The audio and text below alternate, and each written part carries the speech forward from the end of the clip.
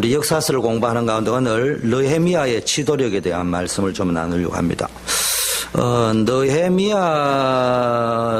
왜 우리가 이렇게 보느냐 하면은 한마디로 말하면 성공이 불가능한 상황, 성공이 불가능한 현실, 성공이 불가능한 형편이었습니다. 이거를 극복하고요, 불가능을 성공시킨, 쉽게 말하면 성공한 개혁의 모델이다.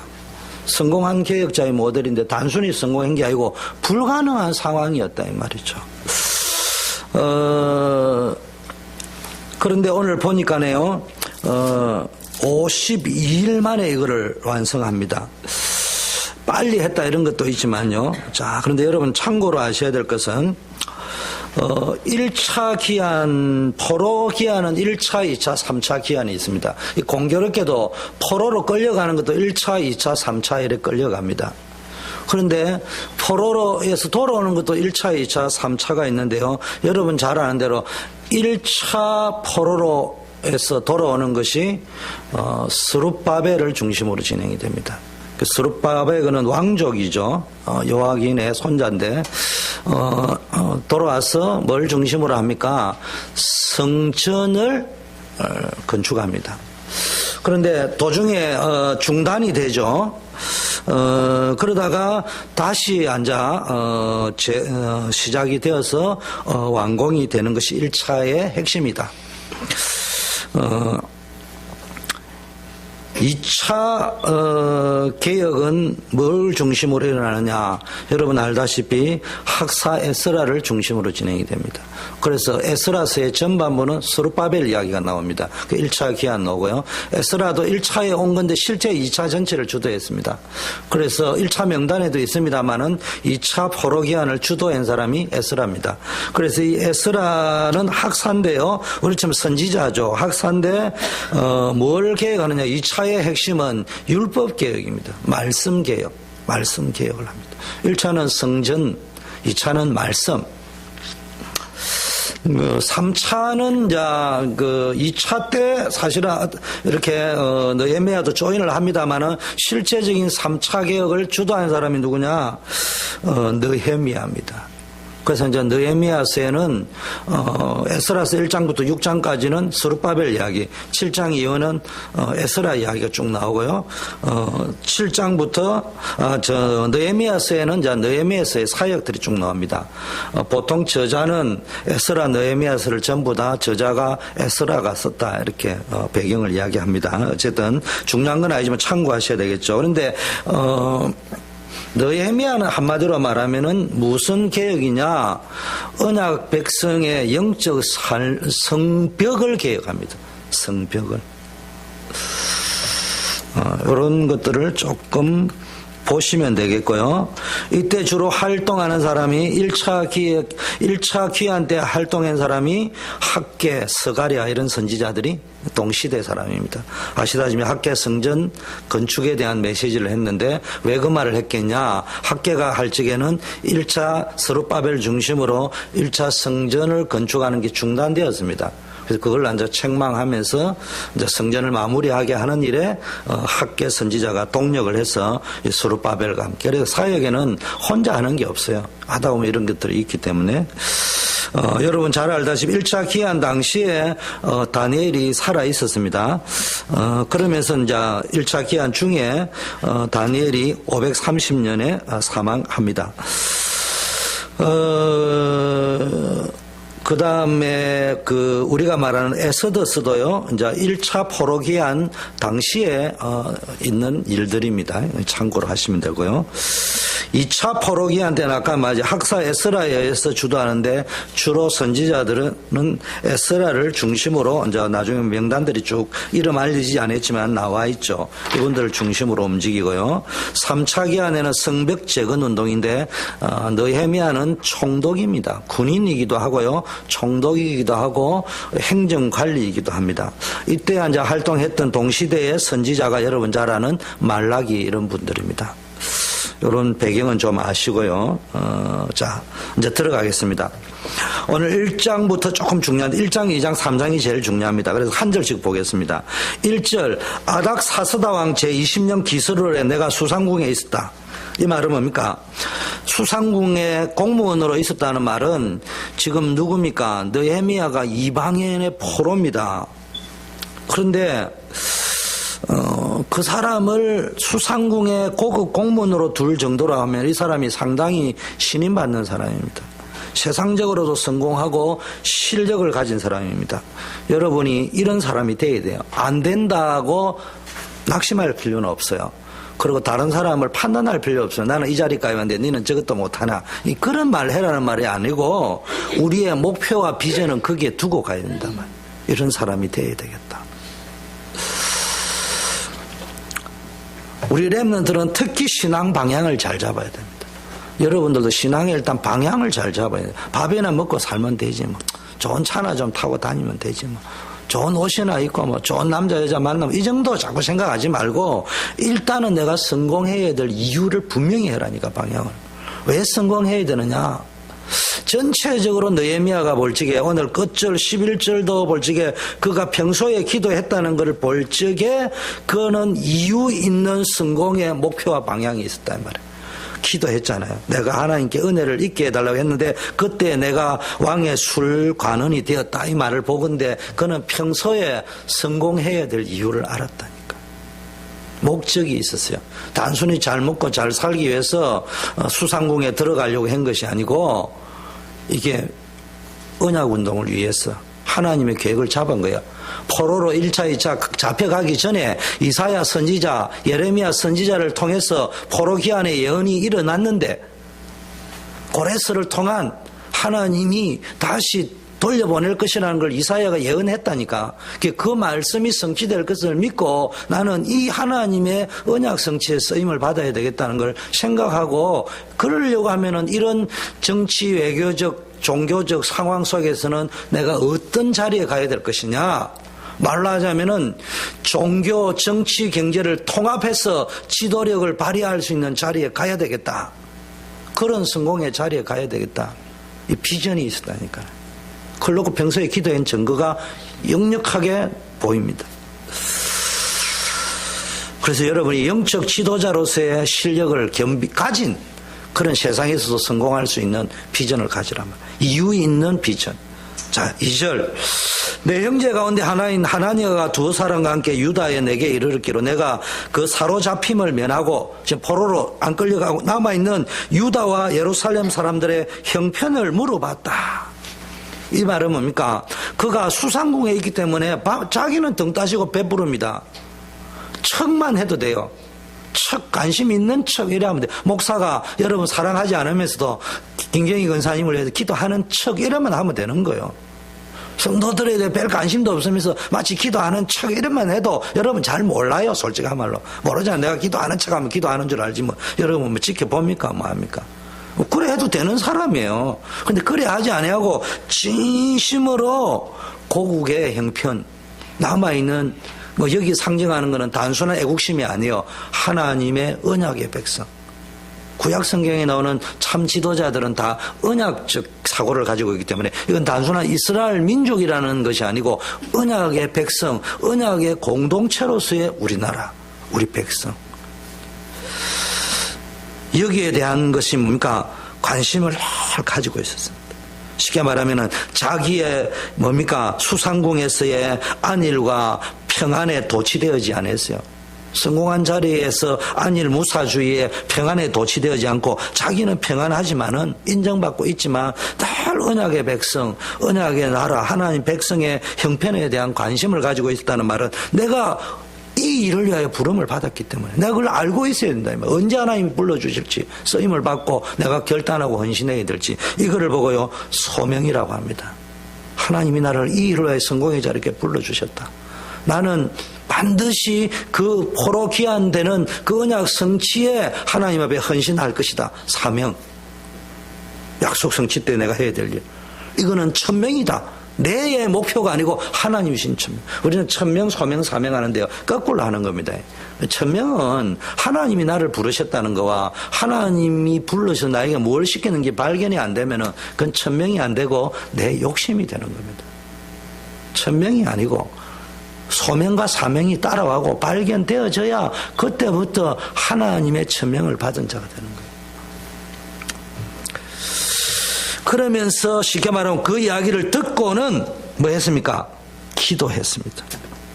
그들이 이야기하기를 큰 환난을 당하고 능욕을 받고 예루살렘 성은 허물어지고 성문은 불탔다는 그 3절의 이야기를, 형제의 이야기를 듣고 내가 이 말을 듣고 4절 내가 이 말을 듣고, 여러분은 이 말을 듣고 어떻게 합니까? 여러분은 이 말을 듣고 옮깁니까? 여러분은 우리 교회에 일어나는 혹시 안타까운 일이 있다면 그 말을 두고 수근수근 합니까? 누구 잘못이라고 이야기합니까? 내가 뭐라 카드뇨? 이런 카드라 통신으로 이야기하는 건 아니냐 이 말이에요. 그런데 느헤미야는 그렇게 이야기하지 않고 이 말을 듣고 앉아서 펑펑 울었습니다. 수일 동안 슬퍼했다고 했습니다. 하늘의 하나님 앞에 금식하며 기도했다고 했습니다. 느헤미야는요 이렇게 기도의 사람입니다. 그래서 느헤미야서는 1장도 기도가 나옵니다. 2장도 기도가 나옵니다. 모든 위기 때마다 기도가 나옵니다. 마지막 끝장 끝절 13장 끝절로 기도로 끝냅니다. 한마디로 말하면요 느헤미야는 어떤 사람이었냐? 단순히 성공한 사람이 아니고 기도에 힘을 가지고 성공한 사람이다. 느헤미야의 탁월한 지도력은 어디서 나오냐? 기도의 힘에서 나온 것이다. 특히 어떤 기도? 이 장에 보니까 묵도 기도. 공문이었습니다. 고급 공문이 왕 앞에 언제나 움직여야 되기 때문에 기도할 시간이 없었어요. 근데 언제나 묵도 기도. 다른 말 하나님과 평소에 대화하는 기도가 되어집니다. 여러분 요셉은 어떤 기도를 제일 잘했냐? 코람데오 기도를 잘했어요. 기도할 시간이 없기 때문에 항상 하나님 앞에서 생각한다. 그게 그의 기도의 방법이 찾아낸 방법. 나는 항상 하나님의 존전에 있다. 이 사고방식 코람데오 그걸로 하여금 임마누엘을 누리게 한 비결이었습니다. 그 느헤미야는 늘 묵도 기도를 잘했어요. 그는요 언약적 사고방식이 돼. 언약적 삶의 규모, 언약적 삶의 시스템들이 다 되어 있어요. 여러분들에게도요 이런 것들이 되어져 있어요. 그래서 성경에 나오는 어떤 의미에서는요 지도자로서 완벽한 모습을 갖추고 있는 분이 하나님, 모든 것이 하나님의 은혜지만 느헤미야. 자 그러면 잘 보겠습니다. 느헤미야가 불가능한 현실과 상황을 극복했는 기도의 비밀이 있는데 5가지가 있습니다. 첫째는요 3절 4절 보니까 1장 통곡하고 울고 금식했다고 했습니다. 느헤미야는 뭡니까? 이 고국의 형편을 들고요 하나님의 백성, 하나님의 나라를 두고, 여러분으로 치면 교회를 두고, 우리 모이는 교회도 있지만 앞으로 계속 건설해야 될, 재건해야 될 하나님의 나라를 두고 기도하는 사람이었습니다. 총독이지만 영적 지도였어요. 총독이지만은 기도라는 사람. 기도로 시작하고 기도로 진행하고 기도로 마무리하는 것이 느헤미야서의 전체 흐름인데, 자기 개인의 이익을 위해서 기도한 것이 아니고 하나님의 백성, 하나님의 나라의 회복에 대한 언약을 붙잡은 언약적 기도를 했다. 내가 하겠다는, 내가 이렇게라는 나를 나타내는 것이 아니고 하나님의 그 회복에 대한 언약을 붙잡고 그 일에 쓰임받기로 했어요. 1장 6절에는 느헤미야가요 자신의 죄를 자복합니다. 조상들의 죄를, 백성들의 죄를 쭉 하면서 자기 죄처럼 자복합니다. 영적인 사람의 특징은 자기의 죄를 해결하는 데부터 시작합니다. 영적인 사람의 특징은 본질적인 것부터 정확하게 파악을 해서 해결하려고 합니다. 사실 굳이 따지고 들자면은 느헤미야가 죄가 없는 것은 아니지만 책임은 없습니다. 이스라엘이 포로되어져 가는데 사회적으로, 정치적으로, 군사적으로 느헤미야는 책임이 없습니다. 단지 당시의 왕들과 지도자들, 제사장들, 리더자들 때문에 포로가 된 것입니다. 오히려 어떤 의미에서는 느헤미야는 피해자입니다. 그런데 느헤미야가 이 하나님의 나라라는 단어, 하나님의 백성이라는 언약이라는 걸 가지고 볼 적에 이거는 민족적 신앙 공동체, 우리로 보면 뭡니까? 교회와 나는 한 몸이다. 하나님의 나라와 나는 한 몸이다. 이런 유기체적 영적 관점을 가지고 있을 때 곧 백성의 죄는 나의 죄고 우리 집 나라가 포로된 것은 내가 기도하지 않았거나 뭔가 나의 죄다 생각하고 하나님 앞에 모든 죄를 자기가 대신해서 고백한 겁니다. 그럼 우리 교회가 되려고 하면요, 하나님의 공동체가 건강하고 아름다운 교회가 되려고 하고 행복한 공동체가 되려면 어떻게 해야 되느냐? 모든 사람이 들어와서 행복을 누리고 아름답고 하나님 볼 때 건강한 공동체가 되려면요, 네 탓이요가 아니고 내 탓이요가 돼야 됩니다. 설령 나는 잘못이 없고 저 사람 때문에 일어난 일이라 하더라도 저 사람이 저렇게 되기까지는 분명히 나의 문제가 있었을 것이다. 그것을 찾아내야 됩니다. 저 사람이 저래 됐다는 말은 누구나 알 수 있다니까. 우리는 영적인 유기체입니다. 혹시 방치하지는 않았습니까? 혹시 그냥 죽으라고 버려 유기하지는 않았습니까? 생각해 봐야 된다.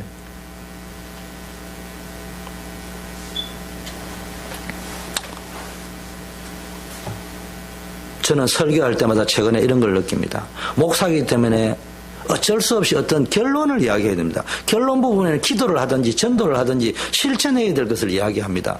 그러다 보면 여러분은 어떻게 들리겠습니까? 아, 내가 그 실천을 안 했기 때문에 안 되는 것이구나. 나는 했기 때문에 되구나. 저 인간은 안 했구나. 이렇게 들리면 안 된다니까. 모든 건 사실은 우리는 뭡니까? 하나님의 은혜입니다. 하나님의 은혜를 놓친 설교는 설교가 아니에요. 하나님의 은혜라는 걸 놓친 신앙생활은 신앙생활이 아니에요. 우리 단체는 전도훈련을 많이 시킵니다.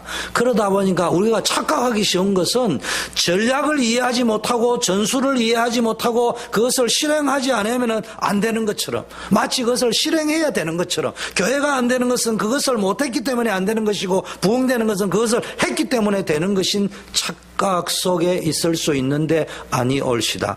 하나님의 은혜가 임하면 되는 거예요. 그래서 우리 교회는 함께 갑니다. 우리 본부와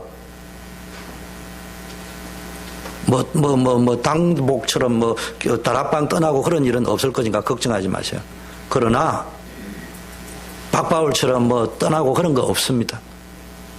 그렇지만 우리는 가장 영순위에 맞춰놓고 가야 될 것은 하나님의 은혜가 임하는 교회가 되어야 한다. 우리 교회가 강조해야 될 것은 하나님의 은혜를 강조해야 된다. 전략, 영접 중요합니다. 더 큰 거는 은혜입니다. 여러분 영접해봐서 알잖아요. 여러분도 가짜로 영접해본 적이 있고 진짜로 영접해본 적이 있잖아요. 가짜는 인격과 인격이 만났는데 예우상 해줘야지. 우리 입장에서는 그렇게 해야 됩니다. 제가 하나만 우리 입장에서는 영접을 하도록 유도를 하는 게 맞습니다. 잘 알아들어야 됩니다. 안 하는 것보다 하는 게 맞습니다. 그러나 그게 자랑이 될 수는 없다 이 말이에요. 은혜가 임해요. 느헤미야는요 이 부분에 있어서요 회개했습니다. 문제의 본질을 정확하게 파악했는데 어디에서 문제의 본질은 우리 신앙인은 어디서 찾아야 된다고요? 하나님과의 관계 속에서 문제의 본질을 찾아낼 수 있어요. 그래야 참된 진단을 할 수 있다니까. 자꾸 하나님 관계가 아닌 잘났니 못났니 잘했니 못했니 이거 맞는 말인데 그거 가지고는 안 됩니다. 그게 휘말려 들지 마세요. 휘말려 들면 그게 너무 휘말려 들면요 절제하시고 안 가는 게 좋습니다. 그래서 저는 노예총회 앞으로 자주 안 갈 겁니다. 왜냐? 그 논쟁 속에 내가 휘말려 들어가니까 내 영혼이 파리해져. 너무 힘들어. 또 그걸 두고 말을 안 할 수도 없고. 여러분 진짜 한번 생각해 봐야 됩니다. 항상 문제의 본질은 하나님 앞에서 잡아야 돼요. 1장 8절 9절에 보니까요 하나님의 주권과 하나님의 언약의 말씀을 붙잡고 기도했습니다. 느헤미야는요, 그 믿음의 기초가 하나님께서 그의 백성을 위하여 행하시는 구원의 역사와 하나님의 절대 주권과 약속의 말씀의 뿌리를 두고 있습니다. 그가 하는 기도를 보니까 하나님이 약속하셨던 뭡니까? 언약을 비록 우리가 죄를 지었지만은 하나님께 돌아오면은 하나님께서 그 긍휼을 베푸시고 지켜주겠다는 그 언약을 붙잡고 뭡니까? 기도합니다. 여러분은 어떤 약속, 지식의 약속 말고 절대 주권, 하나님의 절대 주권, 그리고 그 절대 주권과 권능을 가진 분이 약속한 그 약속의 말씀, 지식 말고, 이론 말고, 성경이 이랬대 카더라 이러지 말고, 아이고 많이 깨달았네, 똑똑하네, 그 소리 듣는 말 말고, 그냥 몰라도, 성경 몰라도 예수님이 나의 그리스도구나, 하나님이 이런 은혜를 베풀어 주셨구나, 나는 은혜 신앙이 전부 다라고 생각하는 거예요. 모든 것이 은혜입니다. 은혜 속에 있으면 다 해결돼요. 지 아무리 전도 집중 훈련을 1000번, 10,000번을 해도 은혜 속에 있지 아니하면 그건 죄악이요.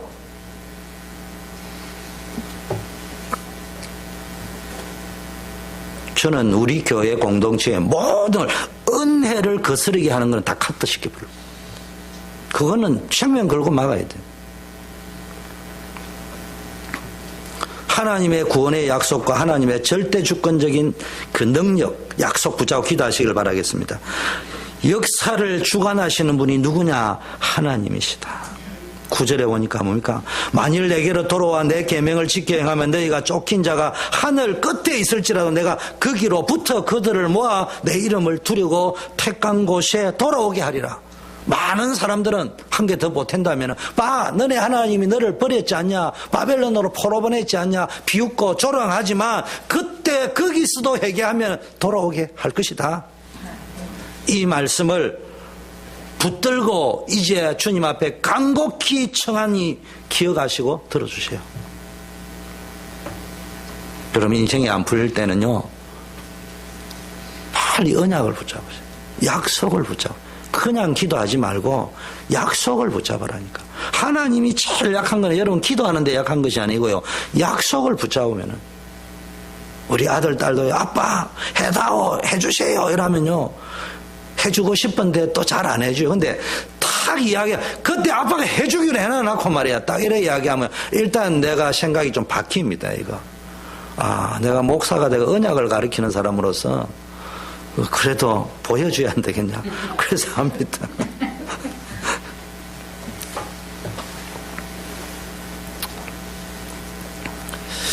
말씀 언약의 핵심이 뭐냐? 불순종하면 멸망한다. 반대로 순종하면 용서해 주시고요, 새로운 출발을 할 수 있도록 회복시켜 주신다. 자, 1장 11절을 딱 보면요, 아까 읽은 거죠. 주여 기도하니 길을 기울이사 종의 기도와 주의 이름을 경외하기를 기뻐하는 종들의 기도를 들으시고 오늘 종이 형통하여 이 사람들과 은혜를 잊게 하옵소서 했는데, 그때 내가 왕의 술 맡은 관원이 되었다. 이미 기도 속에 준비된 사람이에요. 하나님 이런 사람을 쓰시는 거예요. 쉽게 말하면요, 하나님께 길을 열어주시면 자신을 헌신하겠다는 준비가 된 사람이에요. 그냥 자기 문제 해결하고 기도한 것이 아니고, 기도를 어떤 기도를 했냐, 내가 수상궁에 들어갈 만큼 성공하게 해주세요 이렇게 기도한 것이 아니라, 하나님 내가 그때를 위하여 헌신할 수 있도록 응답을 해달라고 기도했는데, 그때 내가 왕의 술관원이 되었다 할 적에 응답을 받았단 말이에요. 근데 응답 받았을 적에 그게 기뻐한 것이 아니고, 아, 이제 내가 헌신해야 될 때가 왔구나, 그런 기도를 내가 응답을 받았다 이 말이에요. 쉽게 말하면 응답받을 적에 기분에 들떠있고 홍해를 건넜습니다 하고 내가 늘 이야기해요. 밤새도록 춤추고 떠들어놨고 또 어망불평한 그런 이스라엘 백성이 아니고, 그 의미를 알고 있었다. 응답을 주신 의미. 또 내가 기도 제목을 붙잡았을 때 그것을 붙잡은 의미를 알고 있었습니다. 그래서 성공해야 될 이유를 알고 기도 속에서 기도하다가 하나님의 은혜로 성공의 자리까지 갔습니다. 1장 11절 똑같은 의미인데 이걸 다른 쪽으로 하나 더 해석하면요. 이제는 자신을 헌신해야 하는 이유를 알고 시간표를 아는 사람이 기도. 자신이 수상공에 이렇게 성공하게 된 것이 전적으로 하나님의 은혜라는 사실을 진심으로 알고 있었던 사람이에요. 그래서 적어놔. 그때에 내가 이렇게 기도했는데 그때에 내가 왕의 술 맡은 관원이 되었다. 이 말은 뭡니까? 그때에 내가 왜 이 자리에 있느냐? 어디서 많이 들었던 이야기죠. 모르드게가 에스더에게 한 말입니다. 네가 그 자리에 있는 것이 이때를 위함인 줄 어떻게 아느냐? 그걸 깨달았다 이 말이에요. 에스더는 삼촌이 가르쳐줘서 깨달았는데 느헤미야는 이미 그것을 가슴에 품고 있었다. 깨달은 정도가 아니고 평소 흐름 속에 혈관 속에 흐르고 있었다. 이제 나에게 주어진 그 사명을 감당할 때가 되었구나. 이제 필요하다면은 이 술 맡은 관원의 자리로 필요 없다면 내려놓을 수도 있다. 이렇게 생각할 정도의 응답을 받은 것. 2장으로 들어갑니다. 자, 그 전에 2장 들어가기 전에 먼저 다시 반복을 정리하고 들어가면요. 하나님이 쓰시는 사람의 기준. 첫째, 기도하는 사람. 두 번째, 그냥 기도하지 마. 기도하는 사람은 준비된 사람입니다. 하나님이 성공했다 이런 사람 준비됐다니까 막 성공했다 모든 걸 준비했다 이런 말. 가장 큰 준비는 뭡니까? 성공의 자리도 중요하고 가진 것도 중요하지만 가장 중요한 것은 내가 존재하는 이유를 준비한 사람이에요. 그걸 내려놓을 수 있는 준비가 되어 있는 사람. 세 번째는요, 잘 알아야 됩니다. 일하는 사람을 쓰셨습니다. 실패했더라도 주님은 비록 실패하는 자는 썼지만 논팽이는 쓴 적이 없다. 성경이 나와 있는 겁니다. 모세 실패했습니다. 그러나 비록 자기 것이 아니지만 장인의 양이지만 최선을 다해서 쳤습니다. 어느 날 그를 호렙산에서 불러서 최고의 지도자로 썼습니다. 베드로 고기잡이의 전문가였지만 밤새도 고기를 잡아도 고기 한 마리 못 잡았던 실패한 어부였습니다. 그럼에도 불구하고 그는 그 다음날 또 고기 잡기 위해서 그물을 깃고 있었습니다.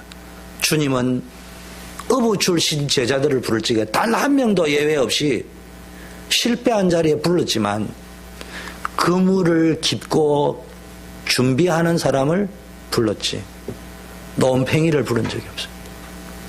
심지어는 세리인 레위 또는 마태라고 하는 이 제자를 부를 적에도 유대인들이 가장 싫어하는 백성의 고혈을 빨아먹는 세금 거두러 가는 사람이었지만 악질한 사람이었지만 유대인이 볼 적에는 그 악한 행위를 하는 사람이었지만 유대인이 볼 적에는 그 세금을 거두는 자리에서 불렀습니다.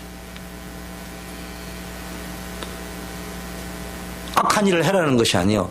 여러분이 혹시 나도 뭐 먹고 살려고 하다 보니까 제약을 짓는지는 모르지만 그래도 어쩔 수 없이 일이라도 하는 사람 부르지 논팽이는 부르지 않아요. 그렇다면 성경의 가장 악질이 뭐라고요? 영적으로는 우상숭배하는 거고 삶적으로는 논팽이가 가장 악질이에요. 논팽이 가장 악질이에요. 논팽이를 보고 이야기하기를 성경은 천하의 떼도둑놈 이렇게 성경. 제 말이에요. 성경에 그렇게 되어 있어요. 제가 좀 강하게 표현해둘 뿐이지. 도둑질하는 사람이라고 이야기합니다. 그래서 철저하게 준비된 사람입니다. 철저하게 내적인 열정이 있는 사람이에요. 뭐 이걸 외유내강이라고 표현하기에는 좀 부적절합니다. 아주 내적으로 철저하게 준비를 했습니다. 자, 2장은 1장에 보니까 아닥사스다 왕 제20년 기설을 했는데요. 2장은 보니까 니산월이라고 했습니다. 이게 4개월 차이 납니다. 지금 말하면 4개월 동안요. 1장에 기도하고 금식하고 쭉 준비해서 4개월 동안 준비를 했습니다. 어떤 준비를 한 줄 압니까? 1장 11절의 기도는 이게 참 애매모호합니다. 그냥 짐작을 해가 성경에 기록이 안 돼 있는데 느헤미야는 술 맡은 관원장이었다 이렇게 정의를 내리기도 하는데요. 성경 어디에도 관원장이었다는 말은 없습니다. 그리고 느헤미야 1장 1절은 그가 술 맡은 관원으로 있었다는 표시가 없어요. 수상궁에 있었다고 해놨어요. 뭐 보초로 있은 건지 술 맡은 간언으로 있는 건지 없습니다. 근데 제가 볼 적에는 장담할 수 없어요. 근데 중요한 건 11절이 중요합니다. 1절. 그때에 내가 왕의 술 간언이 되었다. 제가 볼 적에는 전후 맥락으로 볼 적에 1장의 그 소식을 듣고 기도를 쭉 해가는데 이미 수상궁이라는 위치에서 나름대로의 성공한 자리에 왕의 신임을 받는 자리에 있던 거는 틀림없어요. 근데 더 큰 의미는 이때에 내가 왕의 술 맡은 관원이 되었다. 이 말은 왕과 독대할 수 있는 자리가 준비되었다. 관원장은 분명히 아닌 것 같아 이때. 그런데 왕에게 포도주를 직접 드릴 수 있는 시간이 드디어 왔다 이 말이에요. 그 말입니다. 자리보다는 시간을 지금 이야기하는 거예요. 이때 이 기도를 했던 느헤미야는 어떻게 갔을까요? 그 술 맡은 관원의 자리, 왕 앞에 서는 자리를 사모한 것이 아니고 이제 이것을 내려놓는 한이 있더라도 이 자리를 빼앗기더라도 나는 언약 성취를 위하여 하나님 주신 시간표에 서겠다. 요 준비가 된 상태에 요 응답이 왔다. 요걸 강조하려고 적어놓은 겁니다. 그런데요, 딱 보니까 왕 앞에 섰는데 수심이 가득하거든요. 네가 어찌하여 얼굴에 근심이 많냐? 필연 내 마음에 근심이 많다.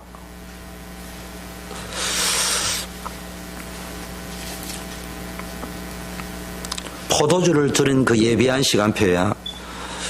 이 사람이요, 목적 있는 내용을 가지고 기도하니까 이런 타이밍이 딱 절묘한 찬스가 왔다는 말.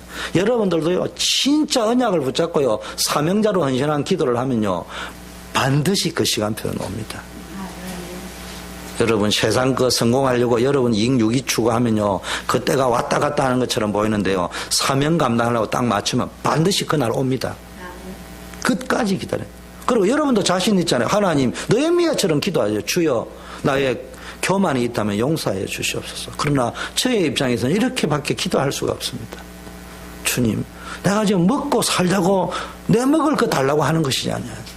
하나님의 사명을 감당하고자 하니 하나님, 그 때와 기한을 주관하시는 분이 하나님이니까 반드시 주실 줄 믿습니다. 내가 빨리 달라는 말도 아니지 않습니까? 기다리겠다고 하지 않습니까? 내 눈을 열어주셔서 그 때를 볼 수 있는 눈을 열어주시고 반드시 옵니다.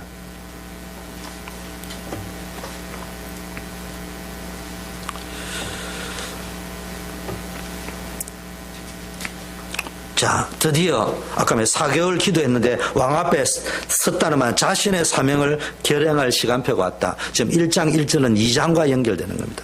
이걸 기록했다는 말은 느헤미야가 이미 어떤 자세였다는 말이요, 하나님의 응답을 받았다는 자세인데 어떤 기뻐하는 정도가 아니고 생명근 순교자적 사명 감당의 타이밍을 읽었다는 이야기.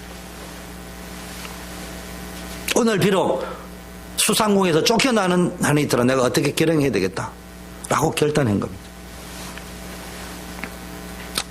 자, 그런데요, 이렇게 하니까 여러분 망하지 않아요. 그 마음을 하나님이 움직여버리는 거예요. 그 왕의 마음을 어떻게 움직이냐? 네가 어째 근심이 많으냐? 여러분 잘 알아야 됩니다. 술 맡은 관원장이 뭔 줄 알아요? 술 맡은 관원장, 떡 맡은 관원장, 요셉 이야기, 술 맡은 관원장과 떡 맡은 관원장은 음식입니다. 음식은 우리가 보는 식당 보모처럼 보이면 그게 아니고요, 고대 왕에게는요, 절대적 신임을 받는 사람이어야 갈 수 있습니다. 더구나 왕에게 직접 술을 준다는 말은 이건 왕의 생명을 좌지우지하는, 반역하면 큰일 나는 거예요. 그래서 고대에는 모든 왕을 죽이는 거는 독살이거든요. 거의 다가 그게 다 음식 가지고 하는 겁니다. 그런데 그 사람들이 얼굴에 수심이 있다. 그것도 이방인인데 여봐라, 데리고 나가거라. 두 번째 이유, 그 자리가 어떤 자리요? 술이 있는 자리라는 말은 잔치 자리라는 말이에요. 잔치에 흥을 돋궈야 될 간원이 거기서 지금 근심을 하고 있다. 이건 단순히 성경 그냥 읽으면 될 문제가 아니에요. 왕이 데려가 조사해봐라 이러면 끝이요. 근데 하나님이 왕의 마음을 움직였어. 네가 어떻게 평소에는 안 그랬는데 근심이 그래 많았냐. 이게 하나님이 기도를요, 사명 기도를 하니까 왕의 마음까지도 움직였습니다.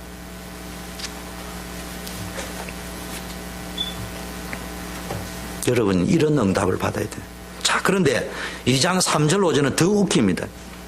아주 왕이 이 정도 되면요, 내가 막 기도 응답 받았다, 똥폼 딱 잡아야 되는데 뭐라고 하냐. 아주 지혜롭습니다. 기도하는 사람의 특징은 두려움은 없습니다. 전후 문맥을 볼 적에 이미 느헤미야는 목숨을 각오한 사람입니다. 두려움은 없습니다.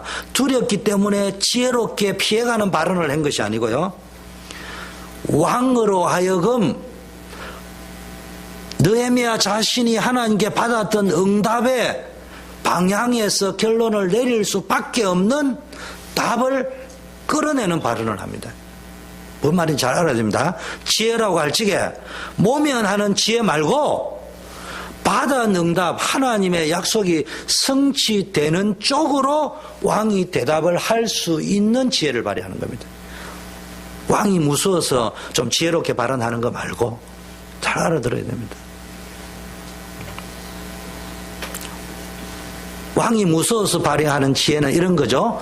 한국의 신사참배할 적에 여러분, 신사참배는 국민 의례입니다. 이런 걸, 그래 틀림없이 홍택기하고 그 인간들은 총회의 능력을 발휘해서 지혜를 발휘했다 이런 말을 할 거예요. 그건 지혜가 아니에요. 느헤미야는 그런 지혜를 발휘한 게 아니라 이 말이야. 술수를 발휘한 것이 아니고 이미 그 정도 생명 각오했다니까. 그런데 내가 생명을 각오했다 해가지고 결론이 서로 기와 기와 붙어가지고 하나님의 응답이 성취 안 되면 안 되는 거예요. 그래서 상대를 읽은 거예요. 그래서 지혜롭게 말하는데 어떻게 하냐. 왕께 대답하되 왕은 만세수를 하옵소서. 내 조상들의 묘실에 있는 성읍들이 이제까지 황폐하고 성문은 불탔으니 내가 얼굴에 수심이 어찌 없겠습니까? 왕에게 아뢰되 왕이 만일 좋게 여기거든 왕의 목전에서 은혜를 얻었다면 나를 유다 땅 나의 조상의 묘실 있는 성읍에 보내어 그 성을 건축하게 하옵소서. 이 말은 뭐냐? 사실은 느헤미야는요, 조상에 대한 관심이 없는 건 아니지만 지금 효심을 이야기하는 게 아니에요. 지금 느헤미야는 하나님의 나라 건설, 하나님의 백성에게 관심. 진짜 느헤미야 말을 그대로 한다면 어떻게 해야 됩니까? 내가 내 조국 예루살렘이 이렇게 망했다고 하는데 어찌 근심이 없겠습니까? 이래 표현을 해야 되는데 이렇게 표현하면 요놈 봐라, 이 자식이 드디어 본심이 드러나구나. 반역자의 싹수가 보이는 놈이거라. 그래서 효심적으로 유도를 하는 거지. 그 사람의 마음을 자극하는. 그 성경에 보니까 왕후도 왕 곁에 앉아 있었더라 나와 있어. 그 왕후도 앉아 있습니다. 틀림없이 왕후가 느헤미야의 소리를 참고하면서 왕에게도 조언했을 거예요. 그러니까 왕이 뭐라고 합니까? 그러면 네가 며칠 만에 다녀올 수 있겠냐? 그래. 틀림없이 왕후도 조언을 했을 거예요. 그것도 없는데 이거 이불로 적어놨을 리는 없을 거고 저의 상상입니다. 주장하면 이단이지만 상상은 상관없어요.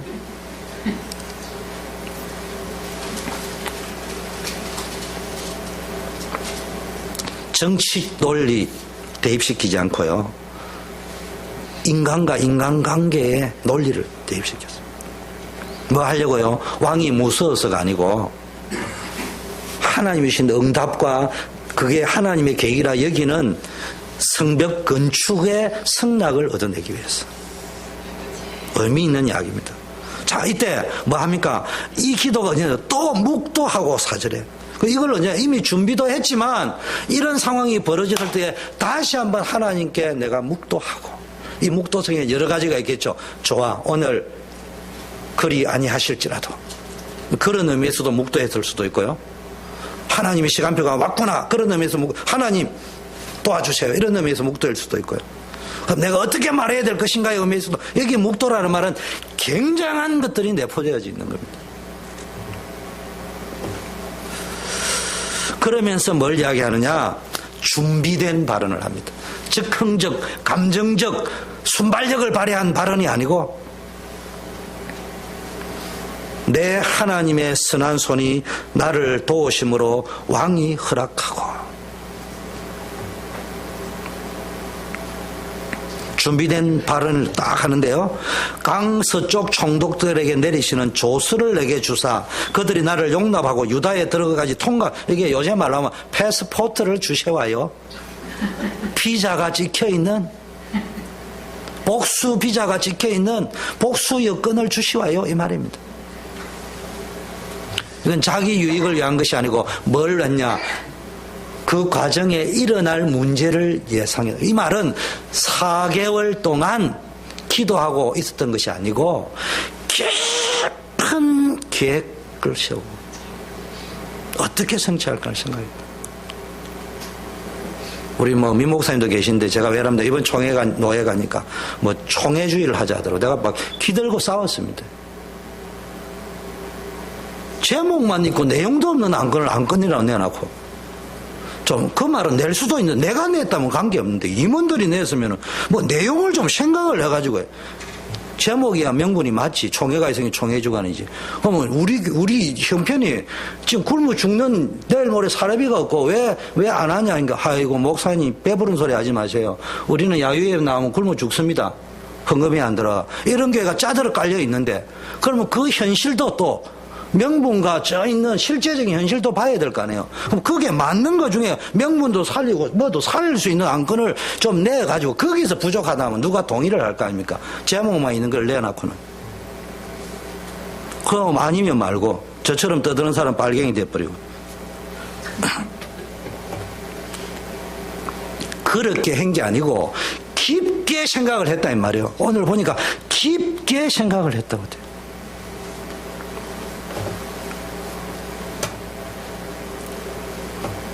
깊게 생각을 해가지고요, 참 이야기를 했습니다.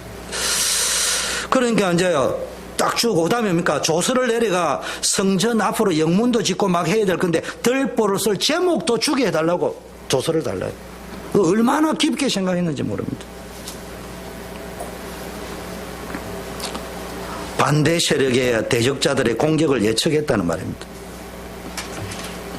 이 주로 산발락과 도비아라는 사람이 나오는데요. 이 사람들이 벌써 조서를 주니까 어쩔 수 없이 통과는 시켜주는데 나중에 뭡니까? 이 사람들이 계속 이제 괴롭히는 거예요. 이게 도비아라는 사람이요. 주는 선하시다 이런 이름의 뜻이라고 합니다. 그러면 이 사람은 하나님 믿는 사람이라는 말입니다. 그러니까 이게 종교적이 아니고 정치적 논리로 볼 적에 이 느헤미야가 나의 경쟁자가 왔다 이 말이지. 우리도 그런 거 있습니다. 교회 안에요. 묘한 은혜의 논리 적용이 안 되고 저 인간이 먼저 중직자 되면 안 되지. 이제 이런 논리가 접근되면 이제 골치 아픈 거예요. 이제 답이 안 옵니다. 문제는 잘 알아야 됩니다. 그게 이렇게 생각하는 사람은 무조건 망합니다. 무조건 망. 장로 일찍 됐다고 축복받는 건 절대로 아닙니다. 어쩌면 바나바가 더 축복받았습니다. 그건 때 되면 다 되게 돼 있어요. 그 너무 신경 쓰지 마. 이민사회 보니까 벼슬인 줄 알더라고. 나는 장로 우습게 여기있습니다. 용사시. 난 청년의 회장이 최고인 줄 알았어. 그 위치가 아니고 헌신하니까, 기도해야 되니까, 언약 잡아야 되니까. 내 같으면은 나는 장로보다 더 좋아하는 거 자료 선교 위원장이다. 경숙 위원님. 그게 맞네. 최고의 영광이고 멸류관이다. 나는 이렇게 생각하겠어. 나는 순장이 나의 최고의 영광이다. 멸류관이다. 나 같으면 그렇게 생각하겠어. 저는 지금까지 단 한 번도 그렇게 생각 안 하고 살아본 적이 없습니다. 장로 우습게 여겼습니다. 자리의 의미에서 장로.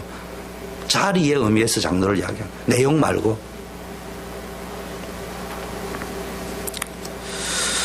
자, 이미 영적 분별을 쭉 갔습니다. 자, 그 다음에 뭡니까? 비웃잖아. 이 사람들이 앉아서 대적들이 산발라 도비아가 비웃고 조롱하고 협박하고 중상모략합니다. 이때 뭡니까? 느헤미야가 2장 20절에요. 그들에게 대답하되 하늘의 하나님이 우리를 형통하게 하실 것이다. 그의 종들인 우리가 일어나 건축하려니와 오직 너에게는 예루살렘에 아무 기업도 없고 권리도 없고 기억되는 바도 없을 것이다. 이렇게 담대하게 말할 수 있었던 것은요, 하나님이 주권을 가지고 성취하실 것이다. 확신이 있었습니다. 여러분 두 가지를 알아야 됩니다. 우리는 흑암결박, 사탄결박 단어 많이 쓰는데요. 느헤미야가 왕의 조서를 요청했다는 말은 이미 산발락과 도비야가 행동할 것을 예측했다는 말이에요. 그래서 왕의 조서를 받아왔다. 이 말은 사탄아 결박될지어다. 그건 흑암결박이 아니요. 사단이 여러분 목소리가 너무 세가지고 저 인간이 저 정도는 안 할 줄 아는데 해가 기겁을 잠깐 한 거지. 1초 오면 제정신 차리면 우측밤 왼쪽밤 엎어껏 다 얻어터지는 결박입니다. 철저한 기도의 준비 속에서 왕의 조서 딱 히든 카드 끄집어내면 끝이야. 그걸 보고 사단 결박이라. 사단 결박의 단어도 좀 알고 써야지. 맨날 주문해 오는 거 가지고 써가지고. 두 번째는 뭡니까? 사단 결박이라는 말은 그래 놓고 또 공격 2차 3차 계속 공격해 올 적에는요 당당하게 큰 소리를 친 것이 아니고 하나님을 믿고 이야기하겠다. 그걸 보고 사단 결박. 2장 12절 18절에요. 조용하게 다시 한번 예루살렘 성전을 나가는데요. 방백들 지도자는 모르게 쫙 살폈습니다. 뭡니까? 전체를 다시 한번 봅니다. 떠들는 것이 아니고요. 조용하지만 이거를 52일 만에 단기에 끝내야 되는데 나는 왕에게 약속한 날짜이기 때문에 돌아가야 되기 때문에 어떻게 할 것이냐. 그리고 대적들은 어떻게 나올 것이냐. 그럴 경우에는 어떻게 내가 대처를 할 것이냐. 이런 것들을 쭉 보고 백성들의 민심 상황들을 쭉 봅니다. 깊게 생각하셔야 됩니다. 교회 생활할 적에요. 그건 깊게 생각하는 부담이 아니고요. 축복의 길입니다. 그게 또 기도입니다. 자, 느헤미야 보세요. 하나님이 형통케 할 것이라는 확신이 있었습니다. 이게 느헤미야가 기도 속에 나오는 강력한 지도력, 추진력이었습니다. 그리고 18절에 백성들에게 지도력을 발휘합니다. 불건한 것, 어려운 것, 지도력을 돌아와가지고 이제는 뭐 다 돌아와가지고는 뭘 봤냐. 이미 이제 마스터 플랜 딱 짜고 다시 한번 확인했어요. 하나님 역사 속에 되어진다. 그리고 어떻게 대처해야 된다. 다 놓으면서 결론은 어떻게 내렸습니까? 하나님이 하실 수 있겠구나. 결론 내렸습니다. 자기가 하나님의 능력을 판단한 것이 아니고 모든 걸 나가서 정탐을 다 하고 와서 하나님이 하신다. 결론 내렸습니다. 그리고 백성들에게 말을 할 적에 똑같이 두 정탐꾼이 했던 말하고 똑같은 말을 했습니다. 그들에게 하나님의 선한 손이 나를 도우신 일. 이건 뭐 했겠어요? 1장에 있었던 자기 기도의 히스토리 속에서 내가 어떻게 왕 앞에 서게 됐고 이렇게 되었고 그 전에 내가 무슨 언약 이사야 예레미야가 했던 포로로 잡혀가기 전에 언약을 내가 붙잡았다. 쭉 자기 인생 히스토리를 쭉 이야기했겠죠. 내게 이런 말씀이 뭐겠어요? 성벽 재건, 하나님의 계획. 전하니까 그들의 말에 일어나 건축하자 하고 힘을 내어 선한 일을 하려고 했다. 불가능한 것, 어려운 것, 힘든 것 말하지 않았습니다. 그런데 이거 몰라가지고 말 안 한 거 아닙니다. 또 다른 거짓된 숨은 계산과 동기가 있어서 그런 건 아닙니다. 계산된 어떤 아니면은 숨은 기대감을 가지고 이런 말을 한 게 아니고요. 순수하게 하나님의 손이 나를 도우신 것, 왕이 내게 이런 말씀을 가지고 절대적인 하나님의 뭡니까? 하나님 손이 들어온 자기 인생 스토리, 하나님이 자기에 주신 성취될 언약의 말씀, 하나님의 절대적인 계획을 백성들에게 각인시켜서 성벽 재건에 대한 동기부여를 했다. 대적자들을 두려워하지 않았어요. 절대적인 승리의 확신을 가지고요, 믿음의 고백을 하는 거예요. 그러니까 흑암 세력은 결박, 그걸 보고 흑암 세력, 자꾸 사단아 결박, 그런 소리 하지 마시고요. 3장, 예루살렘 성벽 정수.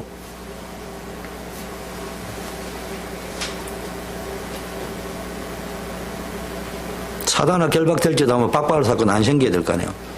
사단아 결박될 거라 하면 뭐 당대 세계보고만 이 탈퇴 일이 안 일어나야 될 거 아니에요. 그래가 되는 게 아니고 그런 일이 안 일어나도록 일어날 줄 아니에요. 그걸 세우는 게 흑암 결박이지.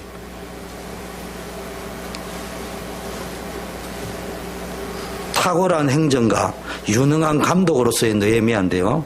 성벽 중수를 3장에 보니까요, 40명의 책임 감독, 지금은 빨리빨리 지나갑니다. 그냥 여러분 이제 보시면 되니까 메시지 다 했고요.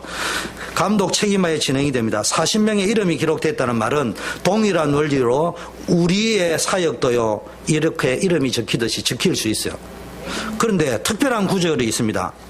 그 귀족들은 그들의 주인들의 공사를 분담하지 아니했고, 이렇게 적히면 안 돼요, 여러분들이. 또 3장 12절에는요, 살룸과 그의 딸들이 하였고, 그 당시에 여자들은 안정돼 딸들이 한 것까지 적혀 있다니까. 아주 세밀한 게, 주의 일을 할 때 하나님 세밀하게 기록하신다니까.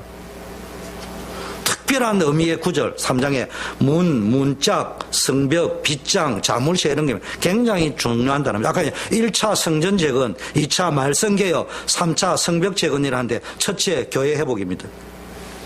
둘째 말씀 언약 회복입니다. 3차의 의미는 삶이 회복되어집니다. 외적으로 그러고 내적으로 하면요, 1차 성전 재건은 교회 회복인데 구원받은 성도가 임마누엘을 회복하는 거예요. 2차 말씀 개혁이라는 것은 내적으로는 여러분이 말씀 중심의 신앙이 회복되어 있다는 걸 의미합니다. 세 번째는 내적으로 성벽 재건이라는 말은 하나님의 나라를 건설하는 최종 마무리가 성벽을 쌓는 거예요. 구원받은 하나님의 백성으로서의, 하나님 나라의 백성으로서의 삶이 회복되어집니다. 이 세 가지가 통일되게 이루어져야 그때 쓰는 단어를 보고 하나님의 나라가 완성되었다 이러는 거예요. 성벽도 안 쌓아지고 영적인 삶도 회복이 안 되어지고 조둥이만 떠드는 걸 보고 그거는 말씀이 회복됐다는 게 아니고 조둥이가 회복됐다 이러는 거예요. 그걸.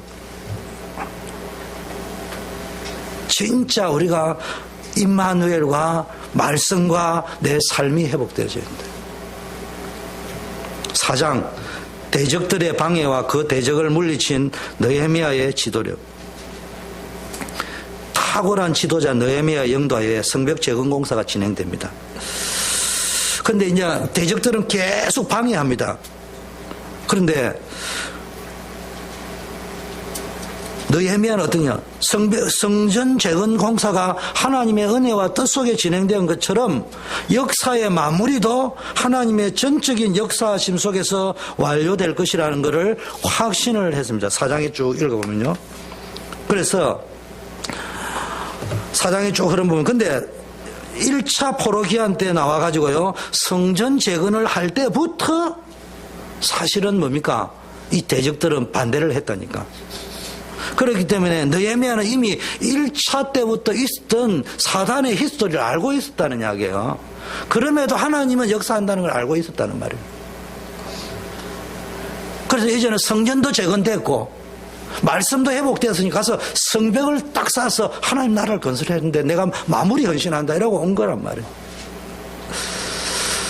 그래서 보니까 이들이요, 비웃고 조롱하는데 4장 4절 5절 보면 기도로 극복하죠. 얼핏 보면 기도 장면이 안 나오는 것처럼 보이는데요, 6절 하반절에 약간 연결되어 있습니다. 이는 뭡니까? 쭉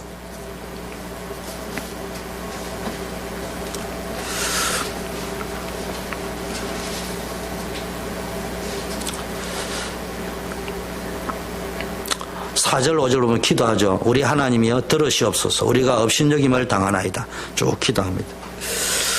결국 중단되지 않고요, 성전공사는 4장에 거의 완성 단계에 됩니다. 어떻게 했냐? 6절에 이는 백성이 마음을 들여 일을 했다. 지도력을 발휘하니까 백성이 전심을 쏟아서 집중했다는 말입니다. 자, 7장에 들어가면요, 7절에 4장 7절 11절에 보니까 또 공격합니다. 2차 공격을 또 합니다. 어때는 기습 공격, 살육의 위협, 그러니까 대내적으로는 10절에 보면 간에 사기가 저하됩니다. 그리고 12절에는요, 원수들의 근처에 거주하는 유다인들은 공사를 중단하자고요, 오라 가라 이래 하면서 쉽게 말해 공사 중단하자고 이야기합니다. 이런 상황이 벌어집니다. 여기에 중요한 메시지를 하나 찾으면요, 심리적 거리의 법칙이 있습니다. 누구하고 가깝게 지내냐 아주 영향력이 큽니다. 여러분들이요, 믿음 있는 사람하고 가깝게 지내셔야 해요. 그 산발락 같은 도배야 같은 사람하고 가깝게 지나면 여러분들의 입술에서 나올 거는 야 공사 중단하자 이런 소리밖에 나올 게 없어요.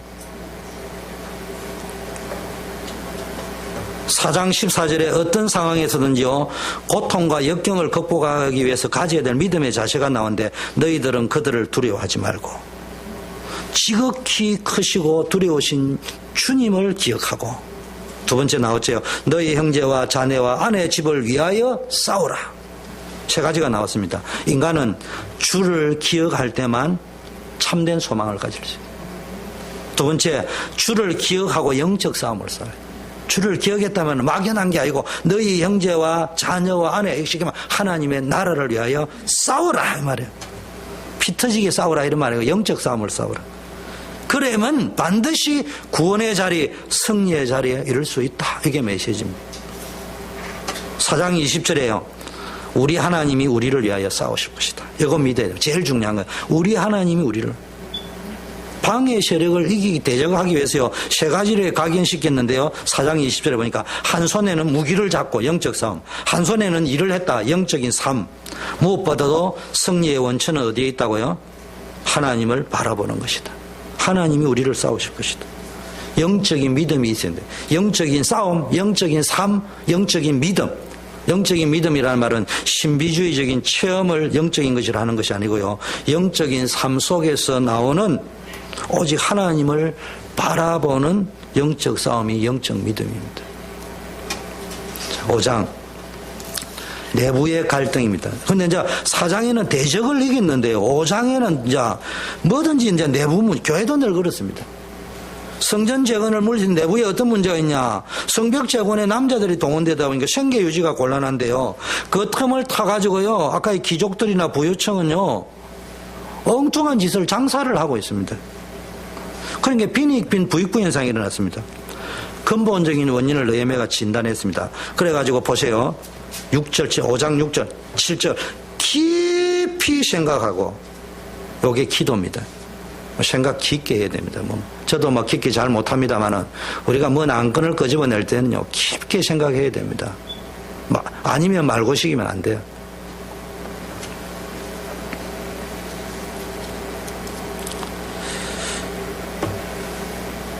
근본적으로 느헤미야가 어떻게 생각했냐? 이건 귀족과 민장들의 문제다. 이렇게 생각했습니다. 그래가 뭐 했냐? 그냥 꾸짖은 게 아니고 대회를 열었어요. 다 모여라. 사람들은 뭐냐? 성벽 재건 때문에 이런 일이 벌어졌답니다. 교회도 이렇습니다. 괜히 포장 공사해가지고 말이야. 나무 자르는 공사해가지고 RUTC 공사해가지고 늘 이럽니다. 옛날부터 지금까지 그래왔습니다. 느헤미야는 그래서 그런 것이 아니고 너네들 사이에 공동체적 사랑이 없었기 때문에 그런 것이다. 그 공사 중에도 장사 속을 가지고 있는 사람이 있다니까. 그 이야기를 지금 하는 거라. 그런 주의 큰 일을 하는 속에서 개인 이쪽만 챙기려고 하는 인간이 있단 말이야. 그것 때문에 이 문제가 왔다는 것을 지적하는 거예요, 지금. 너희가 살이 사용만 하려고 하느냐. 그래서 느헤미야는 너희가 폭리한 거, 이자 받아 먹은 거 다 돌려주고 성벽 건축에 집중할 수 있도록 부유한 층, 귀족층, 지도자층이 빨리 내려놓아라. 나도 총독이지만 내 모든 권리를 포기한다. 그 심지어는 이제 일꾼들 위해서 먹이고 입히는 거 쭉 5장에 보면은 고기를 어떻게 사고 18절에 매일 소 1마리와 살찐 양 6마리 준비하고 닭도 많이 준비하고 열흘에 한 번씩 각종 포도주 갖추고 비록 이같이 하였을지라도 쭉 했는데 이걸 읽으면 마치 지 혼자 다 먹은 것처럼 보이는데 그 말이 아니고 이렇게 많이 들었는데 내가 자비량했다 이 말을 이야기해요.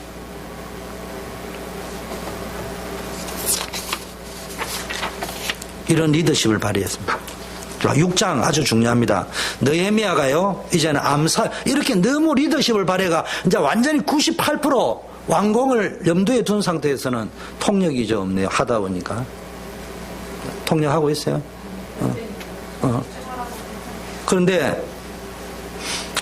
느헤미야를 이제 암살을 하려고 합니다.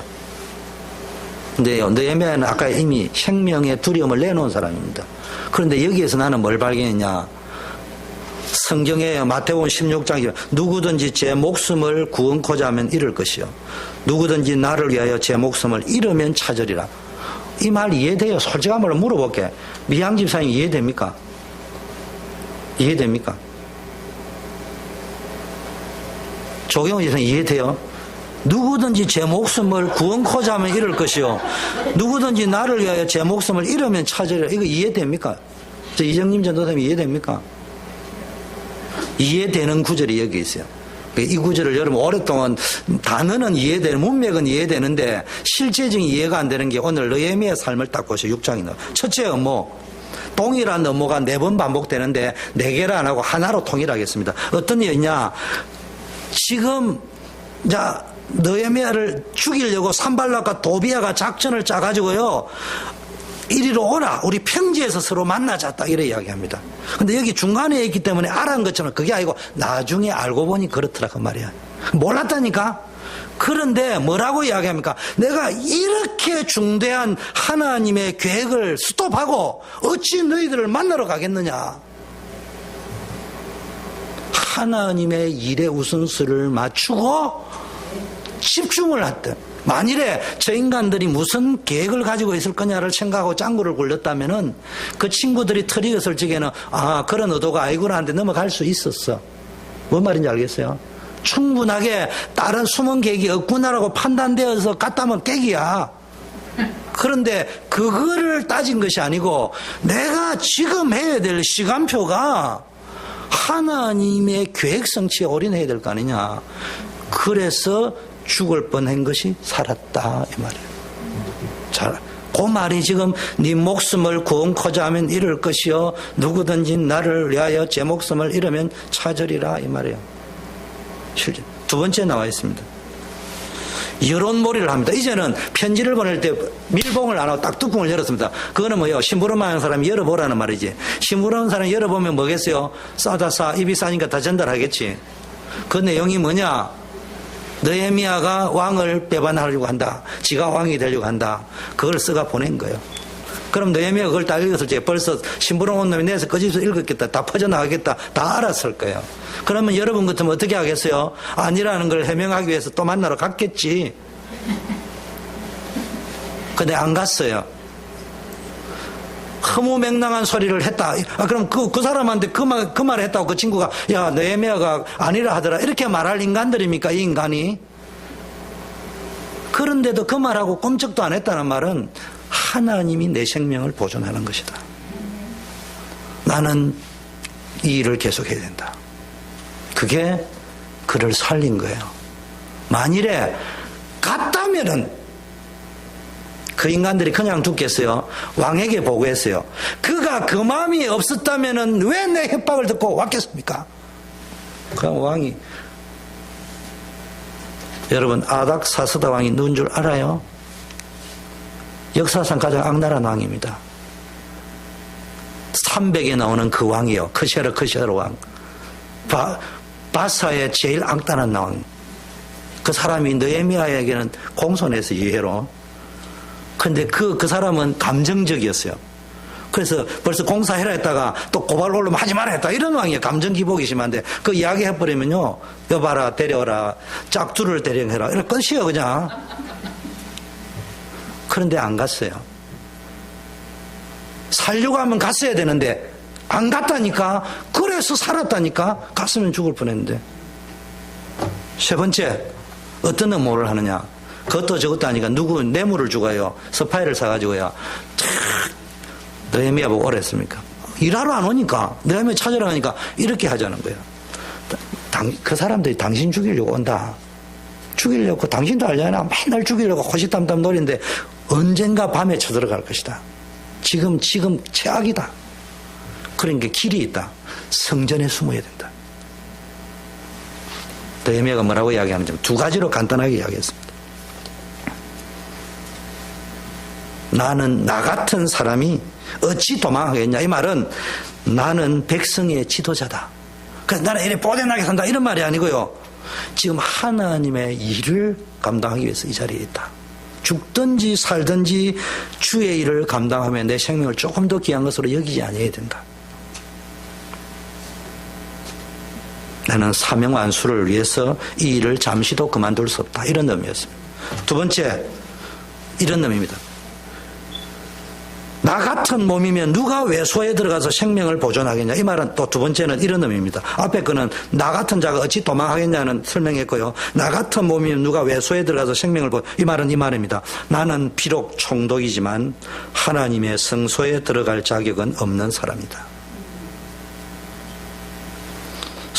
오직 성소에 들어갈 수 있는 사람은 하나님의 말씀에 정한 사람들만 들어가야 한다. 즉 느헤미야는 뭡니까? 하나님을 경외하는 사람으로서요, 죽음의 위기가 온다 하더라도 하나님의 법을 어기고는 갈 수 없다. 사울왕은요, 자기가 한다고 했어요. 히스기야 왕도 교만해가 지가 한다고 했어요. 근데 느헤미야가요, 나는 못한다 했습니다. 내 생명은 하나님이 지켜주실 것이다. 설령 그리 아니할지라도 나는 하나님의 말씀을 따를 것이다. 이게 그가 살았던 비밀입니다. 만일에 성전에 갔다면 두 가지 일이 벌어집니다. 하나는 백성과의 이간척이 먹혀 들어가는 거예요. 이스라엘 백성들은 종교인이요, 당신이 왜 거기 들어갔느냐. 그래 이제 시비 걸면 백성하고 이제 말로 하자면 그 영적 지도력이 바닥을 치는 겁니다. 이간척을 쓴 거예요. 그 이간척을 틈타서 느헤미야를 공격해버리면 아무도 오케이 이랍니다. 나중에 보면은 어떤 귀족들까지도 도비야와 통하는 세력이 있기 때문에요, 분위기가 타버리는 거예요. 저는 오래전에 느헤미야 이 6장을 읽으면서요, 그렇다, 내가 사는 길은 느헤미야가 갔던 이 세 가지 길을 걸어가야 된다. 제가 20대 성경을 느헤미야를 읽으면서요, 그 결론을 내린 적이 있습니다. 그때 내린 게 제 목숨을 구원코자 하면 이럴 것이요, 누구든지 나를 위하여 제 목숨을 잃으면 찾으리라를 나는 느헤미야 6장에서 20대 찾았습니다.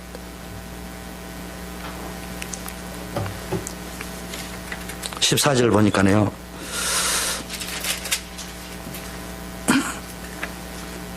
기도합니다.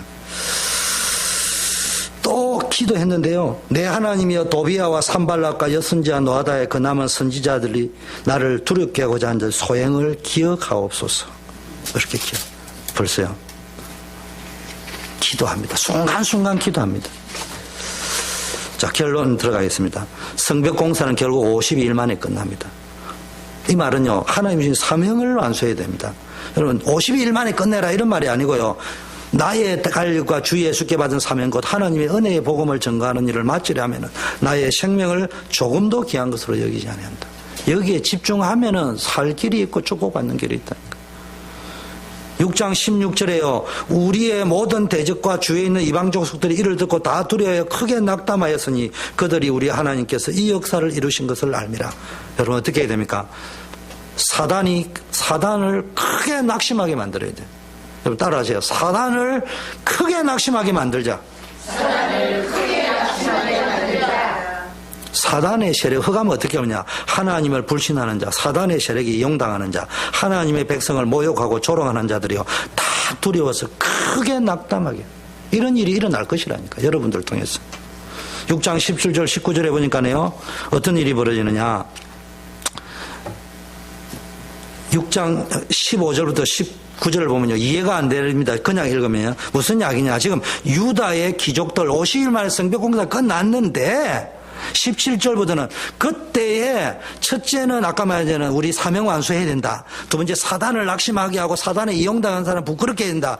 17절은 왜 써놔야 되냐, 이 성벽 공사가 진행되는 동안에도 유다의 귀족들은 아까 설교했다시피 자기 이익을 쫓고 앉아있고 성벽 재건을 비웃고 핍박하는 도비야를 과 소통하고 결혼하고 동맹한 자가 있다. 이런 자들을 부끄럽게 하는 역사를 이루자, 이 말을 이야기하는 거예요. 앞으로 우리 교회가 진행되어질 때도 우리 교회 안에는 그런 일이 없어야 되겠지만, 혹시 그런 일이 일어나더라도 교회 안에서 그런 낙심시키고 엉뚱한 일을 하는 사람도 부끄럽게 하는 역사가 하나님이 허락하실 것이다. 그 이야기입니다. 자, 여기까지가 전체 집중적으로요 끝났는데, 7장부터는요 그냥 간단한 느헤미야가 지도자를 세웁니다. 지도자를 세우는 데면요, 다른 파수꾼의 사명을 감당하게 합니다. 그리고요, 서로를 파수하되, 저쪽 우리 집을 파수하는 게 아니라 저쪽 서로를 쉽게 말하면요, 우리 서로를 돌봐주고 챙겨주고 위로하고 세워주고, 그 파수꾼입니다. 내 것만 챙기지 말고. 성전에 읽어보세요. 제가 또 안 많이 드니까네. 7장 보니까네요. 3절 한번 보세요. 7장 3절. 제일 밑에 파수하되 자기 집 맞은편을 지키게 하라 하였노니, 자기 집을 지키지 말고 자기 집 건너편을, 조경호 집사님 우리 집을, 나는 조경호 집사님을 지키라 이 말이에요. 그 말은 그래야 대적을 이길 수 있어요. 그 뭐야? 교회 안에서 내 것 따지고 남 판단하면 교회 다 무너져요. 뭐 해야 됩니까? 상대를 지켜주라 이 말이에요. 기도로. 판단하고 정죄하지 말고. 그 파수꾼. 그리고요, 돌아온 파수할 때 문을 굳게 닫고 빗장을 지르고, 자기 집 맞은편 문을 굳게 닫아라는 말은 폐쇄되라는 말이 아니고요, 사단과의 관계에서는 문을 굳게 닫아라 이 말이에요. 그리고 빗장을 질러버려야 됩니다. 열면 안 돼. 사단과의 관계는 틈을 조금 더 주면 안 된다 이 말이에요. 그러면서 7장에 돌아온 사람의 명단을 쭉 적어놨습니다. 그리고 재산 목록까지 다 적어놨습니다. 이런 목적에서라면은 우리 교회에 재적이 누군지, 이름이 뭔지, 몇 명이 왔는지 이런 거 조사할 필요가 있다 이런 말이에요. 이런 순수한 목적이라면. 성경에는 인구조사해가지고 얻어 터진 적이 있고요, 인구조사를 해라고 명령받은 적이 있습니다. 우리는 어느 쪽에 해당되느냐 이걸 봐야 된다. 하나님 원하시는 쪽에서라면은 우리 명단도 파악하고 숫자도 파악하고 누가 왔는지도 하고 안 왔는지도 알고 파악해야 될 필요가 있고, 우리가 이래 부흥됐다 교만할 거라면 얻어 터지는 거니까 하지 말아야 되고, 이게 그 이야기입니다 지금. 64절에는요 자기가 제사장이라고 주장하는 사람이 있었어요. 그런데 느헤미야가 앞장서서요, 성전에는 안 들어갔는데 이때는 종교적 지도력을 발휘해서요, 그 사람은 계보에 이름이 없으니까 부정하게 여기고 제사장 직분을 행치 못한다. 그래서 총회에 명령하여 우림과 둠밈을 가진 제사장이 일어나가지고 최종적으로 판단하니까 지성물도 묵지 마라. 이 말은 이만큼 느헤미야는요 언약을 흉내내는 게 아니고 언약을 확실하게 알고 있습니다. 여러분 이걸 아셔야 됩니다. 8장에 영적 대각성 운동을 합니다. 학사 에스라를 중심으로 성회를 주도합니다. 너무 겸손합니다. 내 같으면 내가 봐. 내 하는 리더십을 받지. 50일 만에 끝내서. 이런 게 말은 안 해도요, 안 하면 안 할수록 내 안에는 더 강하게 역사할 거예요. 그 말을 겸손하게 남에게 안 나타낼수록 내 안에는 그 교만이 더 꽉 이래 있을 건데, 느헤미야는 진심으로 이제 남은 마무리를 누구에게 하게 합니까? 에스라가 주도하게 만듭니다. 백성들 앞에서 영적 대각성을 위한 성회를 하게 만들면서, 6월절이 중요한데 여기서는 초막절을 지킨데, 성경에 보니까 여호수아 때 이후로부터 그날까지 없었던 수장절을 지켰더라. 그러면서 이런 말을 했습니다. 8장 10절만 읽겠습니다. 8장 10절 하반절만 읽겠습니다. 여호와로 인하여, 시작. 여호와로 인하여 기뻐하는 것이 너희의 힘이다. 우리의 힘이 있어야 되는데 우리의 힘이 뭐라고요? 돈의 힘, 출세의 힘이 아니고 여호와로 인하여 기뻐하는 것이 구종옥의 힘이다 이렇게 되어 있습니다. 갱수기의 힘이다 이렇게 되어 있다. 말씀 중심으로 개혁을 해나갑니다. 9장은요 백성들이 죄를 잡아가고 회개합니다. 금식하고 우상숭배제 회개하고 이방사람과 절교하고, 그 다음에 언약이 쫙 나는데 창조부터 아브람, 그리고 쭉 자기 출애굽 가나안의 입성, 포로, 다시 돌아오는 데까지의 구원의 역사를 기록을 하면서 하나님은 살아계시다, 이분에게로 돌아와야 된다, 그걸 기록한 게 느헤미야였습니다. 10장은요 언약의 임봉한 사람들, 이 언약에 임봉한 사람들, 쉽게 말하면 대각성 새 출발 운동의 절정을 어디서? 언약을 재확인하는 데서 결정했습니다. 그래서요 그 언약에 재확인한 사람들의 명단을 쫙 적어놨다니까. 여러분들이 여기에 동참을 해야 된다.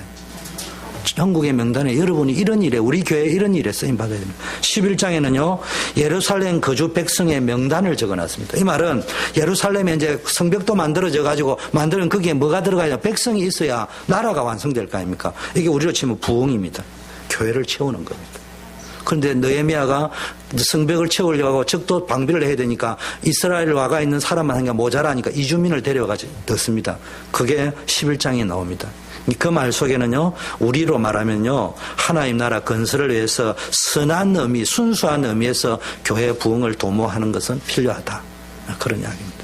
12장에 이제 제사장과 12장에는 제사장과 레위 자손에 대한 명단을 쭉 적어놨습니다. 그리고 12장에 이제 13장이 중요한데요. 13장은 뭐냐? 느헤미야가 어떻게 해서 아까 왕에게 허락을 받고 성전을 건축하고 52일 만에 가겠다고 했죠. 건축하고 52일 만에 가서 1년 후에 돌아옵니다. 그 사이에 무슨 일이 벌어지냐? 또 난리가 났어요. 엉뚱한 짓을 하고 앉아 있습니다. 그래서 돌아와서 뭐 했냐? 재갱신을 합니다. 새로운 재갱신을 합니다. 그 갱신을 할 때에 지금 무슨 이야기냐? 도비야 이야기를 첫 번째 끄집어냅니다. 그 도비야와 있을 때 너네들이 도비야의 편에 서서 엉뚱한 짓을 따라했던 인간이 있는데 그 짓을 너희가 지금도 하고 앉아 있구나. 그래서 도비야의 세간을 그 방 밖에 딱 내 던져버려라. 그 다음에 레위 사람들이 받아야 될 목을 주지 아니했구나. 민장들을 불러가지고 책망하고 꾸짖으면서 레위 사람에게 먹을 걸 주지 않으니까 해야 될 사명 감당하고 도망가지 않냐. 빨리 주라. 그러면서요, 내 하나님께 14절에 기도합니다. 그리고요, 안식일 회복시킵니다. 그러면서요, 암몬과 모압 여인하고 결혼하면 안 된다는 것을 선포합니다. 산발라, 도비야 이런 사람들이거든요. 그 다음에 뭡니까? 그 도비야 하나가 호론 사람 산발랏의 사이가 되므로 내가 쫓아내야 나를 떠나겠다. 그것도 산발랏 아까 나왔죠? 쫓아내버립니다. 그게 뭡니까? 이 귀족들이요, 전부 거짓거리를 지금 느헤미야가 1년 갔다 온 사이에 거짓을 또 하고 있대. 이스라엘을 방해했던 자들하고 이 건 때문에 모해가 이게 전염병이에요. 이거를 완전히 재개혁해버리는 게 느헤미야 13장의 역사입니다. 그래서 오늘 좀 길지만은 13장까지 했는데 여러분이 기도하시면서 진짜 우리가 이 축복 속으로 들어가기를 바라겠고 여러분 한 사람 한 사람이 느헤미야의 지도력을 발휘하기를 바라겠습니다. 시간이 길게 갔기 때문에 제가 기도하고 축도로 마치겠습니다. 하나님 아버지 감사합니다. 오늘 느헤미야서를 통해서 역사 속에 나타난 하나님의 언약 성취를 보게 하시고 그 일에 쓰임받는 느헤미야를 통하여 우리가 기도의 사람이 되어야 되던 것을 깨닫게 하심을 감사합니다. 정말로 우리가 한 시대에 느헤미야와 같은 영성을 가진 자들이 되게 하옵시고 우리 교회가 이런 일꾼들이 일어나는 교회가 되게 하여 주셔서 정말로 이 시대에 악한 시대에 곳곳에 하나님의 나라와 도성을 건설하는 주역이 되는 교회가 되게 하옵소서. 만왕의 왕이신 예수 그리스도의 은혜와 하나님 아버지의 사랑하심과 성령님의 교통 충만 역사하심이 오늘 느헤미야를 통해서 내가 어떤 영적 지도력을 가져야 되고 어떤 기도의 비밀을 가져야 되고 어떤 언약의 비밀을 가져야 될 것인가를 확인하고 돌아가는 우리 모든 수련회반 성도님들 위해 자녀들 위해 또 이분들이 가지고 있는 많은 현안 문제들 위해 이제부터 영원까지 함께 계실지어다.